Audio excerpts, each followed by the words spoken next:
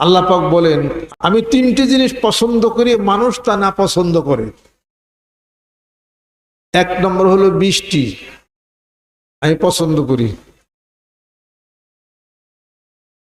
সুবহানাল্লাহ। বৃষ্টি আল্লাহর রহমত।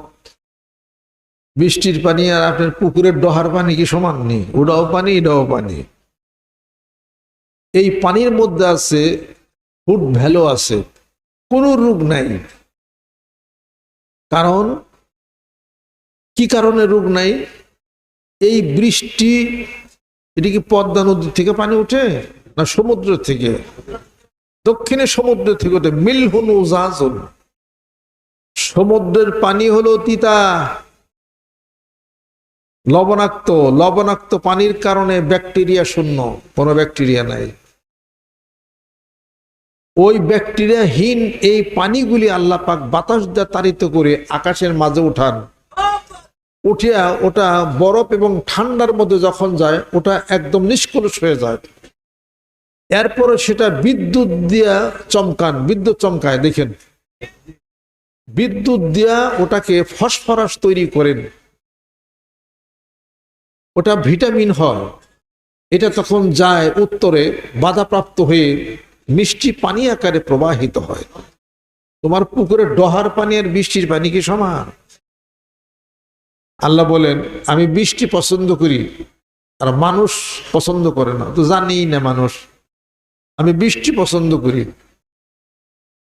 আমি মেহমান পছন্দ করি।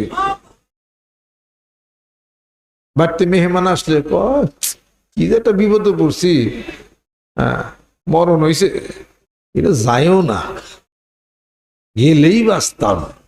যতক্ষণ পর্যন্ত মেহমান খাবে, বরকত বাড়বে।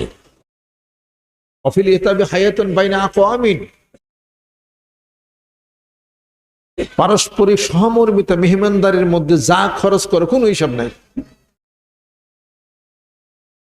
তৃতীয় নম্বর, কন্যা সন্তান।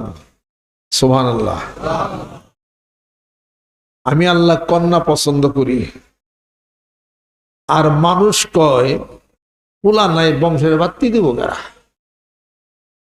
ইতিহাস তো কয় পোলায় বাত্তি নিবায়, মেয়ে বাত্তি জ্বালায়।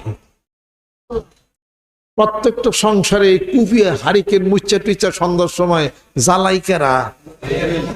মেয়েরা। আর পোলা ক্লাবে যায়, এনে যায়, উনে যায়, ঘুরে টুরে রাত 11টার সময় সে কয়, এই ভাত বারোস নাই, ডিমবাজি গো। কয় ভাইয়া আজকের মতো তরকারি দিয়ে খাও। না না না, ডিমবাজি কর। এই শীতের রাত্রে ধমকে ধমকে ডিমবাজি করে। তুমি কি ছেলে কনে ফুটবল খেলবার? বইনি কি করে? ঘর ঝাড়ু দেয়, মুছে, বাপের পান মানিয়া দেয়, ওষুধ আইকে দেয়, সব কিছু করে টুরে আহে। আর ওর শার্টের বোতামটা খুলে, এটা ধুয়ে দিস তো সকালবেলা, তুমি ধুয়ে নিতে পারো না?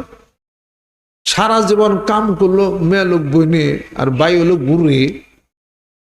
আর বাপে কয়, হারা মানটা পোলা নেই, বংশের বাত্তি রেখে দেব। তোর বাত্তি নি ভাই, জানোস তুই?